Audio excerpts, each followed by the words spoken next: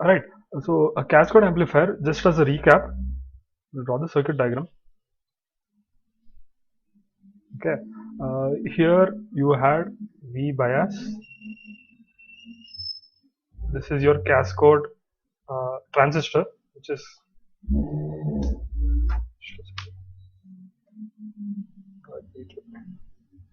okay. This is V bias. This is your cascade transistor.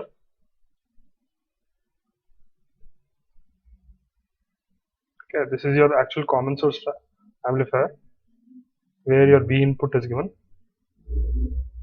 Here you have a biasing source, I, constant current source. Here is VDD, and this is output, V0. Okay, so if I attach RL here, okay, we have derived a couple of things. Say if you assume this is R out, okay, this is R in, okay, this is R out 1, this is R in 2, okay, this is transistor Q2, this is transistor Q1.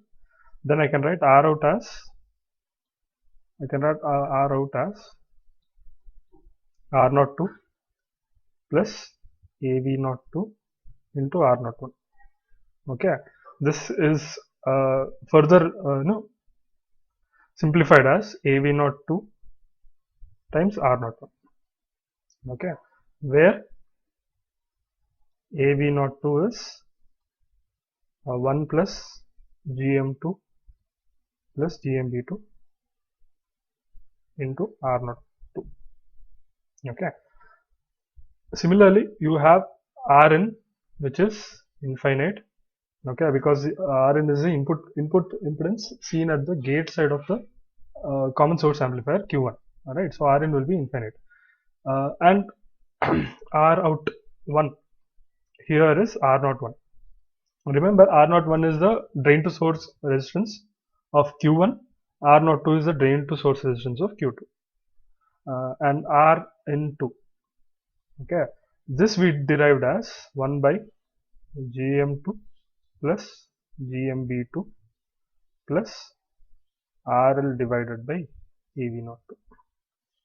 Okay, so these are the derivations which we have seen so far, okay, for a cascade amplifier. And we also saw gain. Let us not forget that gain AV0 as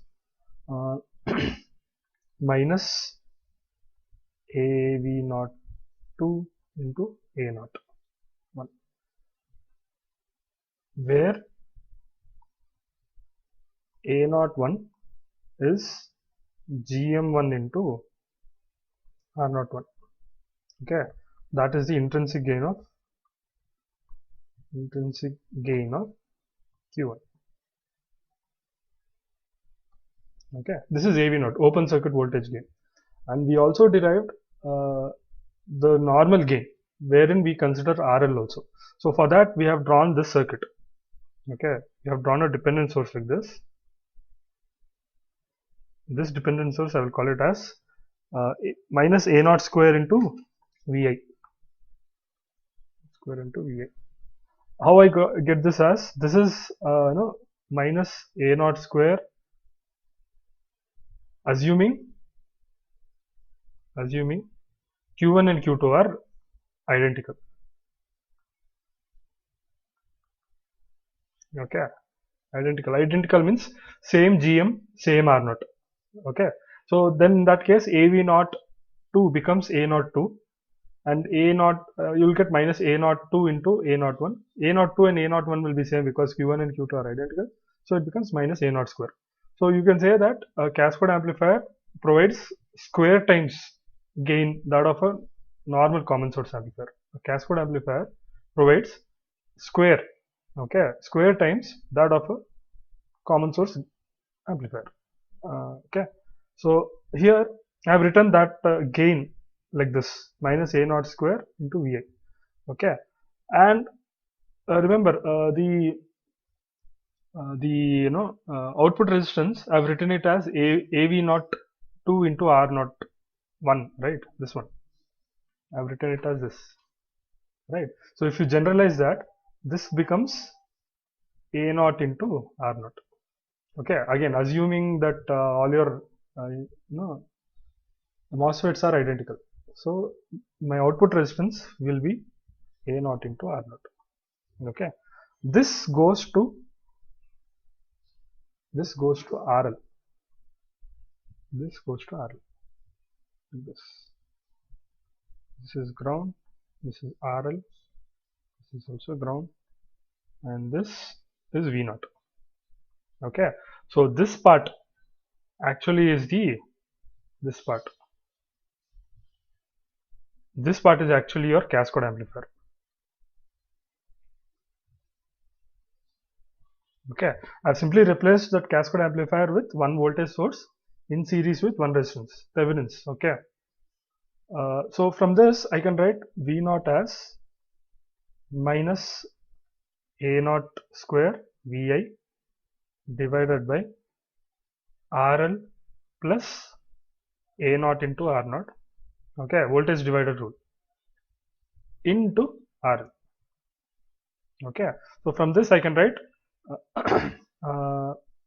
AV, which is V naught by Vi, as minus A naught square RL divided by RL plus A naught R naught. Okay, so this is what we derived in the last class, right? So this is this entire thing is replacing your cascode amplifier with one voltage source in series with one resistance, right? This is done to find out what is the gain of the circuit. Okay, next, this is the overall gain. Okay, this will be same as GV. Why? Because the amplifier, cascode amplifier you take, it has Rn as infinite, right? So AV and GV is nothing, the overall gain. AV is the gain of the amplifier, right? Both of them will be same, right? So if I look at the input part, just the input part means only the common source part, right? Then I can write like this. I can represent Q1 as like this. This is GM into Vi, and in parallel you have R naught like this.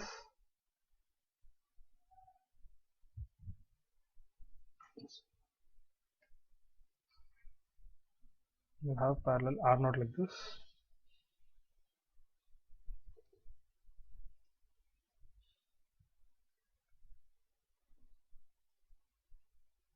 Then you have R into like this. R into like this. This will be actually V01. Okay. Now if I mention V01 in this circuit diagram, this is actually V01. Okay. So from this I can write so and R into is 1 by GM plus GMB into plus RL divided by A naught. Okay. Remember, I'm considering both these MOSFETs to be identical, so I will not write GM1, GM2, and all those things, right? So this is transistor Q1, common source transistor Q1. Okay. Here I want to find out what is the gain of this transistor. Okay, so I basically want to find out what is V01 divided by Va. So here I can write V01 as minus GM Vi into R0 parallel R into. Okay, R0 parallel R into, right? This one, KVL, right? So from this V0 by Vi, I can write it as, just a second, yeah, V0 by Vi I can write it as minus GM into R0 parallel Rin. Here I will make certain changes. I'll assume that GMB is very much less than GM, so 1 by GM plus RL by A0. Okay,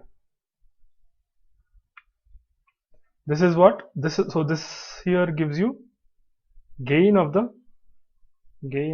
CS amplifier,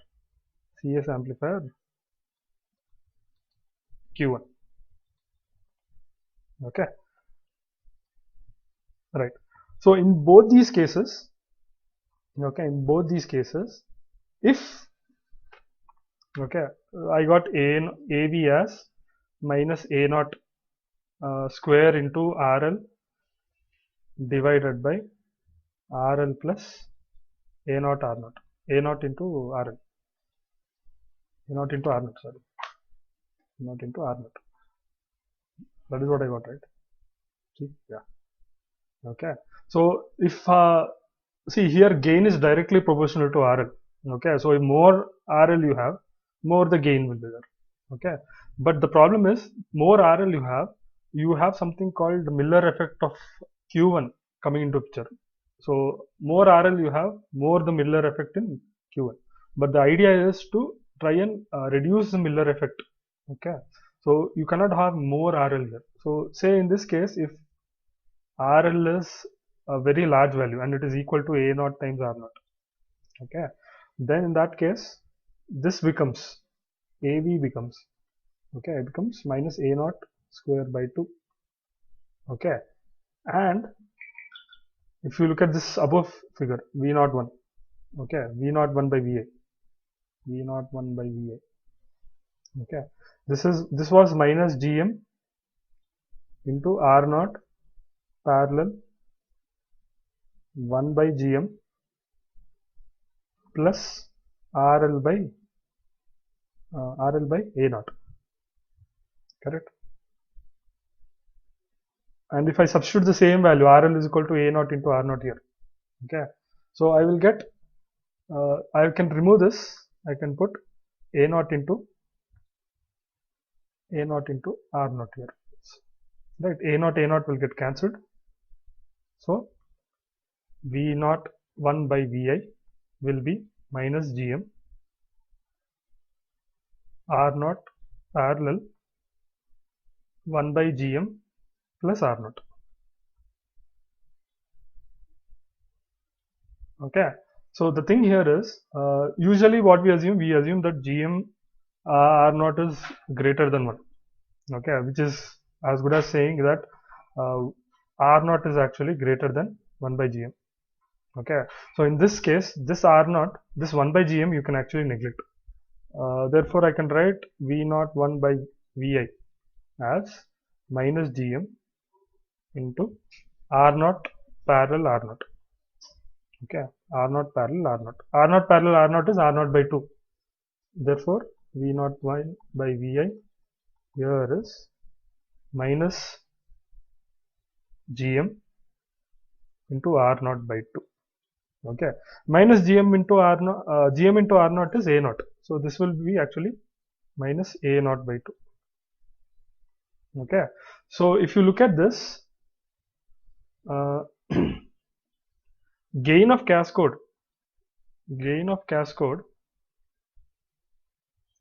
is minus A naught square by 2.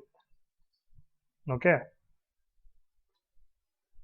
gain of common source, okay, common source Q1 is minus A naught by 2, right?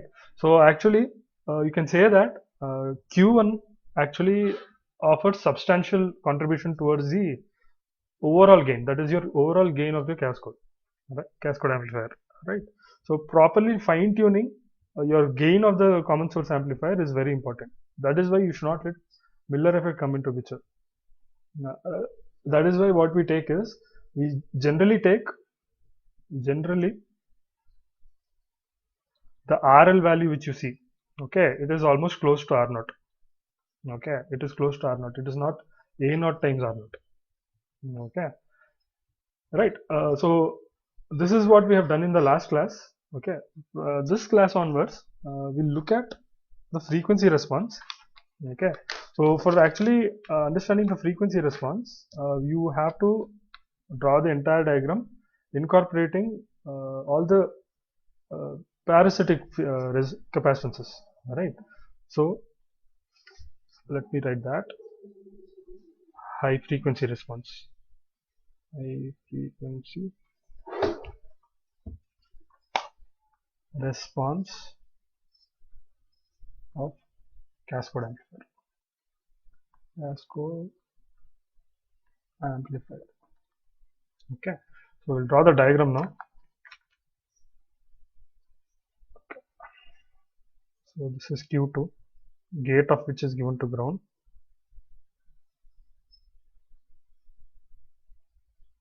This is Q2.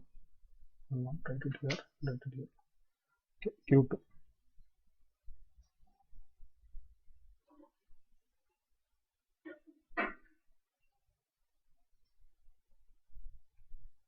This is Q1.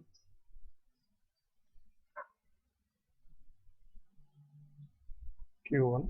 This is given to R signal and V signal. This is given to R signal and V signal.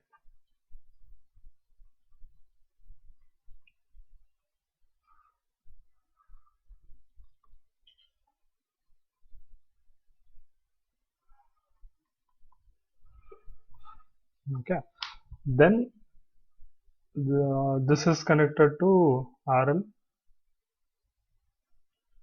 This is connected to RL. Okay, now we'll start drawing the capacitors. Okay, right. Different color. Okay. Here you have one capacitor which is CGD2. Okay, capacitor CGD2.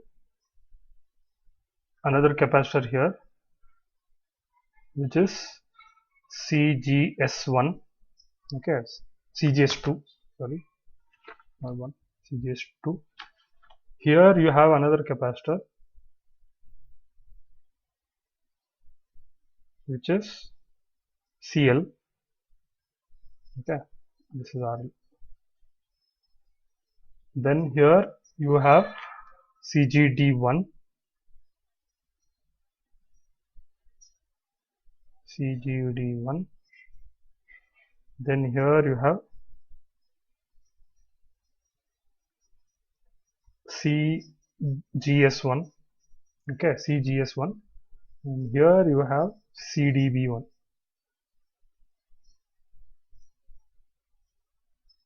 Okay, CDB1.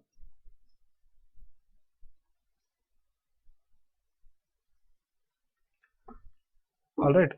So here CDB means drain to body capacitance, right?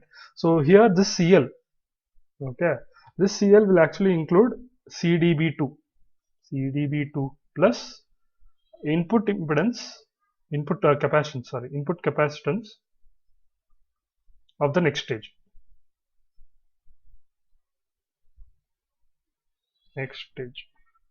Okay, right, clear. So these are the capacitors at play here. Okay, CL is also contains CDB2 and the input capacitance of the next stage. For Q2 you have CGD2, gate to drain capacitance, CGS2, gate to source capacitance. For Q1 you have CGD1, CGS1 and CDB1. Okay, so upon quick inspection, okay, so two things to note here. Okay, first thing is, if you look at capacitances, CGS2 and CDB1. Okay, if you look at capacitance CGS2 and CDB1, both these capacitances are parallel. Why? Because both of them have one end of the capacitor is connected to ground, the other end of the capacitances are common. Okay, they belong to the same node, right? So CGS2 and CDB1 are parallel.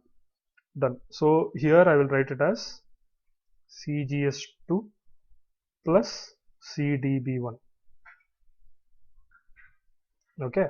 Second point, if you observe CGD2 and CL, CGD2, that is this, and CL, okay, both these are parallel. Okay, so CGD2 and CL are parallel. Okay, which means I can add them. So I will write it as CGD2 plus CL. Okay, don't get confused. So the capacitors here are, one is this capacitance and this capacitance, both of them are parallel, and the other one is this capacitance and this capacitance. They are parallel. Parallel means you can add them, right? So your total capacitor count here reduces to 3. Okay, so remember, we used open times circuit constant here. We keep one capacitor as it is. Okay, consider one capacitor, make source 0, find out what is time constant with respect to that capacitor. Okay, similarly move on to the second capacitor, make all the other capacitances open circuit. Okay, make source is equal to 0, right? Find out what is the time constant with respect to that capacitor.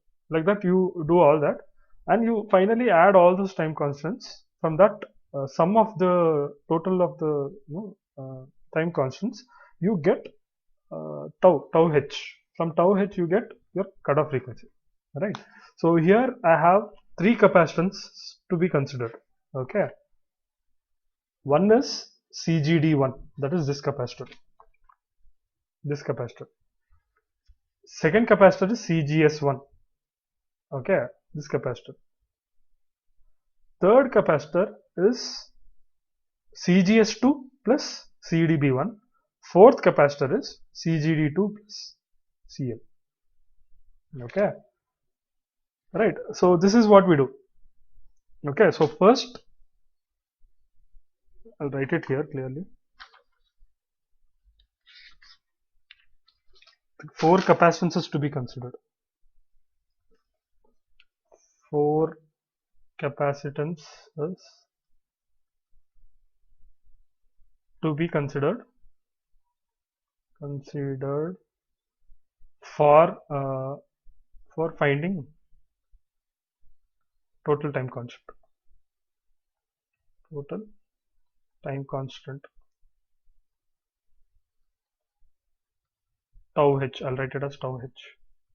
Okay, so one is CGD1, second one is CGS1, third one is CGS2 plus CDB1, and fourth one is CGD2 plus CL. Okay, right? So these are the 4 capacitance which we will consider, right? So first let us look at the first one. First one is, we'll consider the easy one. First I'll take CGS1. Okay, I'll do one thing. I'll make this a CGS1. CGS1 CGD. Okay, so first one, considering CGS1. Considering CGS1. Okay, so when I consider CGS1, remember I have to make source 0. So here if you look at this diagram, I'm making V signal as 0. So I will have R signal and this. So I will get like this. This is where V signal is 0. Then you have R signal. And if I find out what is the impedance in this direction, I will not draw the rest of the circuit. It is not required. Right. So if I find out what is the impedance in this direction, I will get RGS1. Therefore, I can clearly say that RGS1 is same as R signal. Okay, it is same as R signal. Right. So one, this is A, equation A. I will write. I'll call it. Next, considering CGD1. Okay, considering CGD1. Okay, we'll get a little tricky here. Why? Because CGD1 here is the actual Miller capacitance. Okay, because it is the one which is connecting input, which is the gate terminal, and the output terminal, which is drain. Alright, so we'll do this now. We'll draw the equivalent diagram. So here, this is V signal equal to 0. Then you have R signal. Alright, so from this point to this point. Okay, after this you have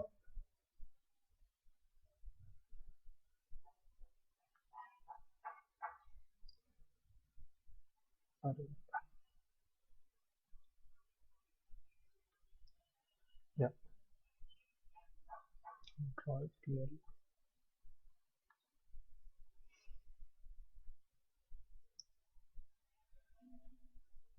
Okay, this is GM1 into VI.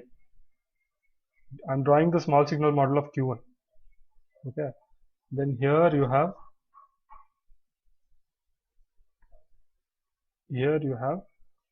R naught.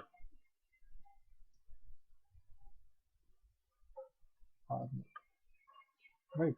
So what I'll do is I'll replace that capacitor which is between gate and drain of Q1. Okay, I'll replace it with a small current source. Okay, like this.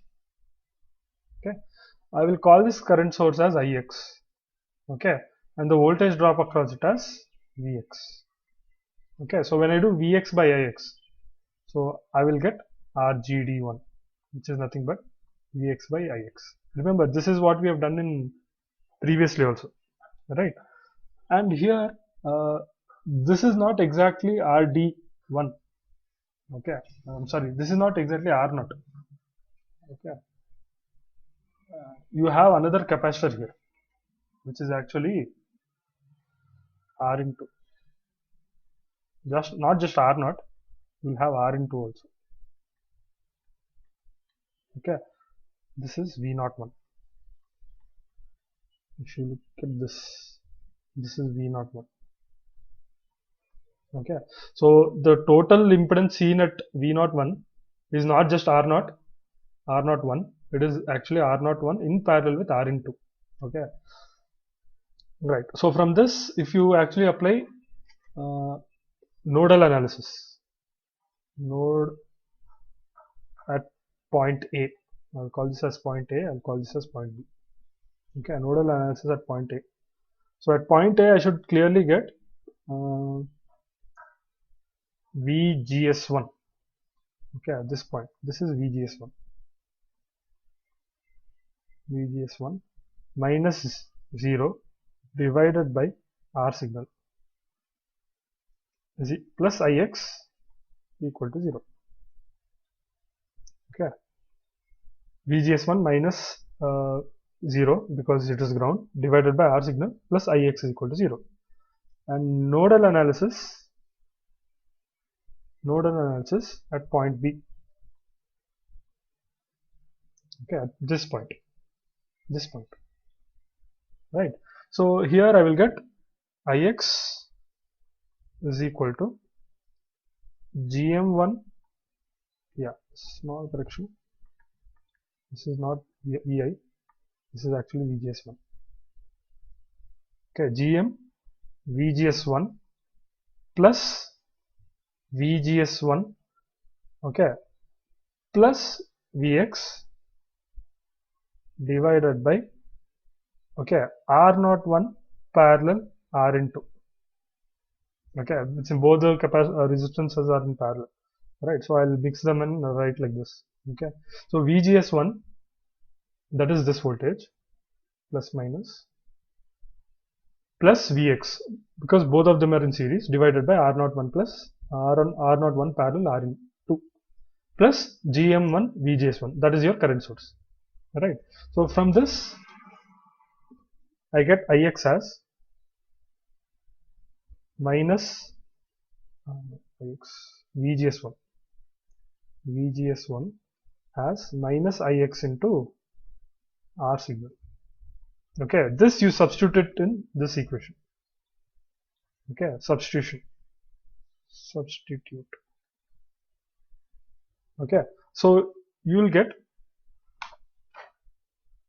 Ix is equal to minus Ix R signal into GM1 plus VGS1, which is again Vx minus Ix R signal by R01 parallel Rin2.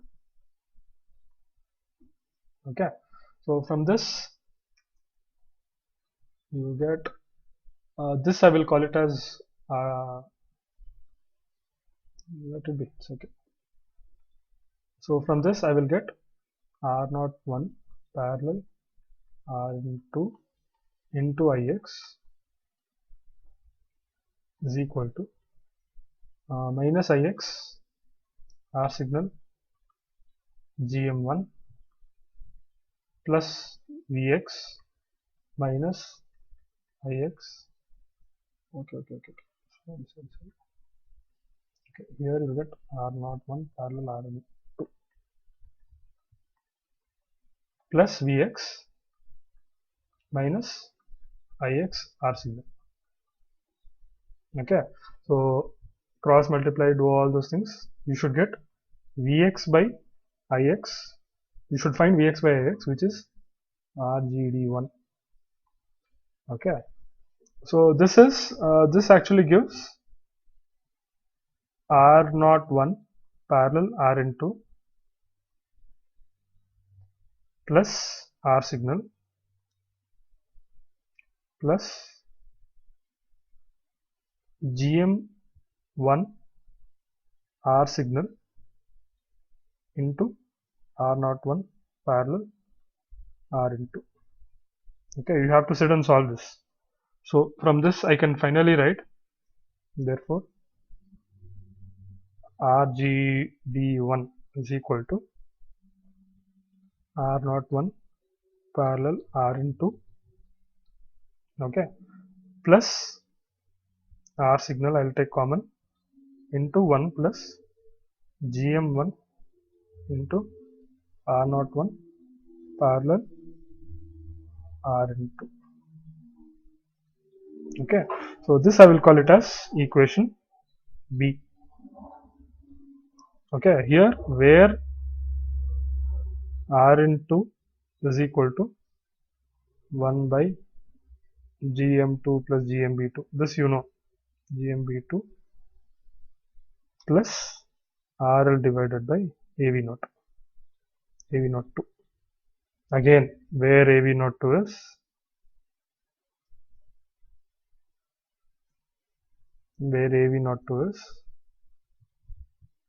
1 plus GM2 plus GMB2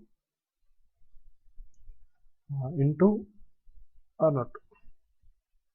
Okay, lot of equations, right? So this is what RGD is, RGD1 is. Next, let us consider CDB1 plus CGS2. That is this CDB1 plus the third point, third capacitance, this CGS2 plus CDB1. Okay, right. So I'll write this here. So considering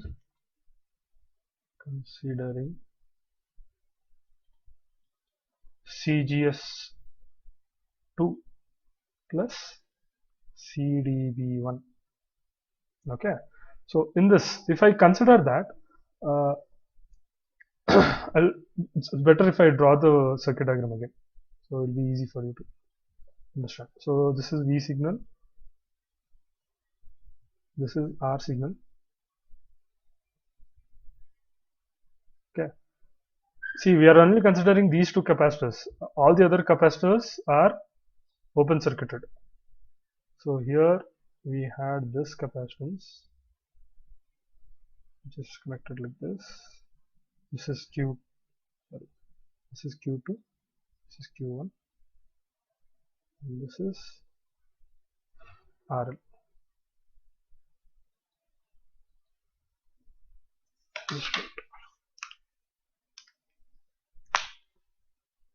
Okay, this is RL. This is ground. Okay, so that capacitance which you see, okay, that will actually be here.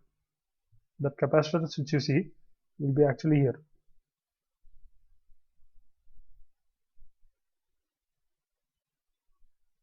Okay, this is actually CGS2 plus CDB1. Okay, so if I find out,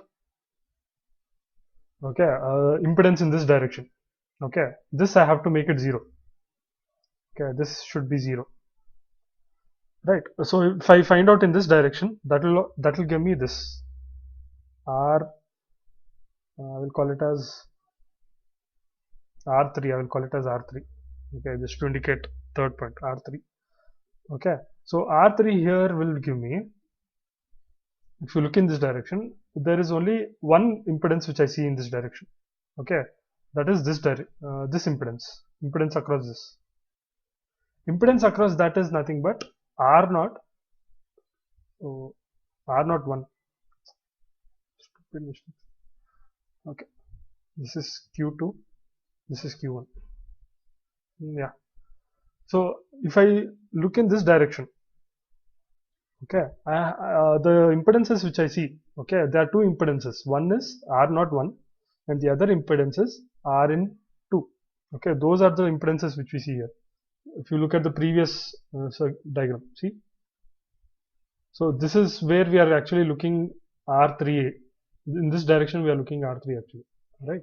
So you will see only two impedances, two resistances here. One is R01 and Rn2, right? So that is what R3 is. Okay, so if I write R3 here,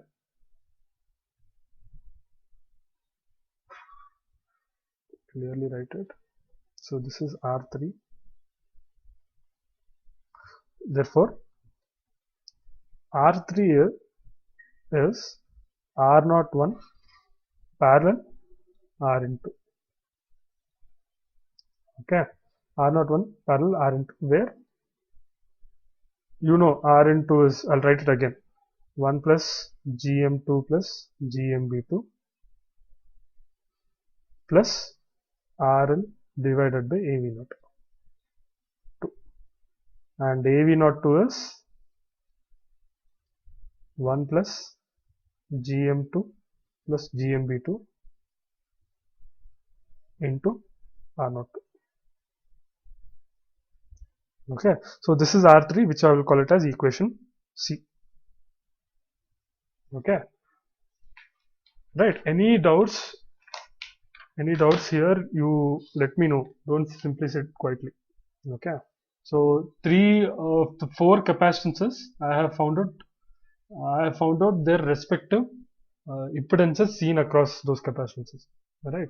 So for CGS1 it is R signal, for CGD1 it is this R01 parallel Rn2 plus R signal into 1 plus Gm1 into R01 parallel Rn2. Okay, for CGS2, third point, CGS2 plus CDB1. Okay, I see the resistance across this, seen across it, will be R01 parallel Rn2. And finally we have to see for CGD2 plus CL. Okay, so another page. Okay, considering CGD2 plus CL, CGD2 plus CL. Okay, so for this, again always draw the diagram if you are confused. Then it will be apparent which resistance is seen. Alright, so here first you have ground, this is Q2, then this is RL, then here remember I am only considering CGD2 plus CL. Rest of the capacitances, the other three capacitances are we are considering them to be open circuited. So this is R signal, and here I will write like this just to indicate V signal is 0. Okay, this is ground, this is also ground,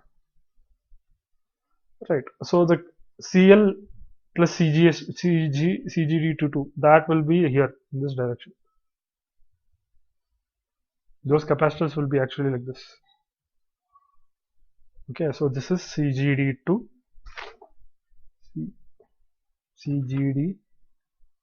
plus CL. Okay, and this in this direction, if I look at the impedance, then I will see R4.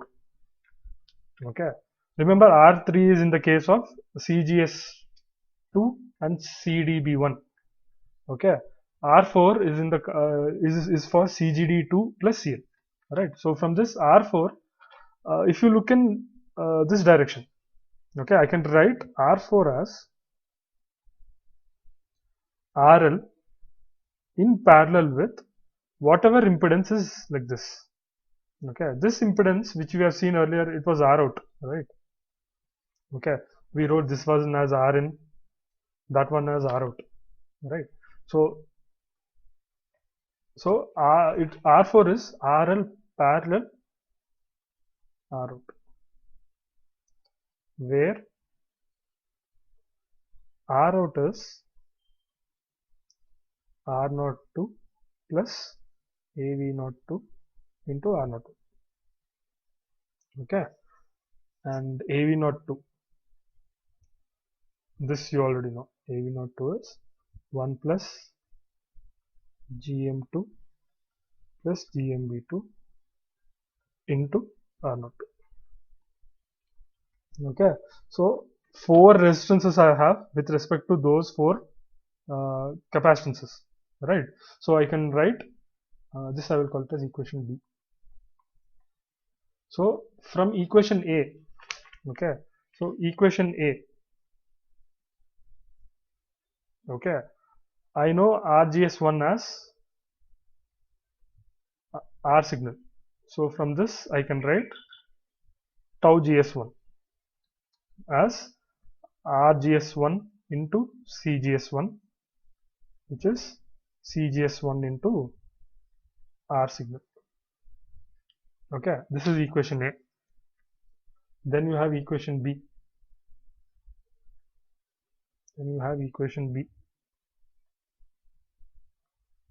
Wherein we got RGD1 as R01 parallel R into plus, what was it? B, yeah, R signal into 1 plus GM1 into this. So this is plus R signal into 1 plus GM1 into R01 parallel R into. Okay, so from this I get tau GD1, which is CGD1 into RGD1. Okay, then I have equation C. So wherein I get R3, I got R3, right? So R3 as R01 parallel R into. Okay, therefore I get tau 3 as R3 into CGS2 plus CDB1. Remember, for C, the capacitance in consideration is actually CGS2 plus CDB1, because both these capacitances are parallel, right? So I have to multiply R3 with this. Okay, I have to multiply R3 with this to get the time constant. All right, that is why you have a term which is like this. Okay, then finally you have equation D, wherein R4 is RL parallel R out. Okay, RL parallel R out. So from this you get tau 4, which is R4 into this I will write it as R01 parallel R into CGS2 plus CDB1. Okay, I'll write it like that. So here I will write R4 as tau 4 as RL parallel R out, which is R4, into CL plus CGD2. Okay, right. So I have 4 tau GS1, tau GD1, tau 3 and tau 4. Therefore, total time constant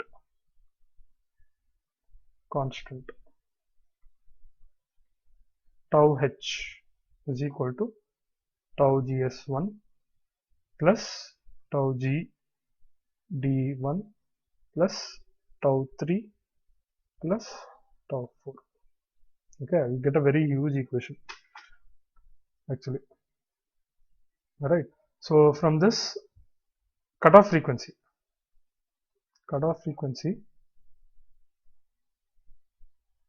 is actually fh is equal to 1 by 2 pi into tau h. Okay, this is it. Okay, 1 by 2 pi into tau h. Tau h is, and again this tau gs1 plus tau gd1 plus tau 3 plus tau 4. Again, individually tau gs1 is that, the first equation which you got. Okay, CGS1 into R signal. Right, like this. This is how you derive the cutoff frequency for a cascode amplifier. Right. So any queries here in this? I think we'll stop now. Any queries here? We have derived the cutoff frequency FH, but there are some nuances which we need to see in this. Okay, like for example, what happens if RL is very large? Okay, then in that case, what would happen? Right. So some small details we'll see. Okay, in the next class, tomorrow's class. After that, after this, we'll look at cascode current source. Okay, we'll see what a cascode current source is. Current source means, if you look at this first diagram, okay, you have a current source there, right? So I'm going to replace that with a PMOS load. Okay, I'm going to replace that with an active load. Okay, and we'll see what happens. There's no much analysis there, but you have to try and understand what is the basic idea behind it, right? So after that, we'll be looking at double cascoding. Okay, see, double cascoding means, see here you have one V bias. Okay, one V bias and Vi. Okay, so that Q2 acts as a cascode transistor. So what if I add another Q3 on top of Q2, and I take the output at the drain of Q3? So what happens to my gain of the amplifier, and what happens to the output impedance? All right, that is called double cascoding. Okay, and after that we look at something called folded cascode.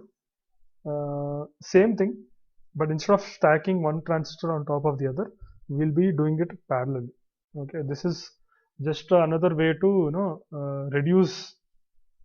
See, all these transistors, all these configurations which you see, okay, all of them are based on IC amplifiers. Okay, so all of them will be actually implemented on a IC chip.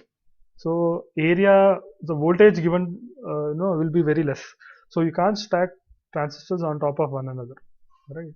So we'll look at that. So that is where folded cascode will come into picture. So after folded cascode, we have a small topic called BiCMOS cascode. Okay, so with that, another one class, that is tomorrow's class, we can finish off module 3. In after this, we'll move on to module 4. Okay, so out of all these modules, module 3 is the most time taking. That's taking so many classes to complete module 3. Right, so with tomorrow's class, we'll finish off module 3. Okay, any queries? All right, then you can attend your next class. See you in tomorrow's class. Yeah.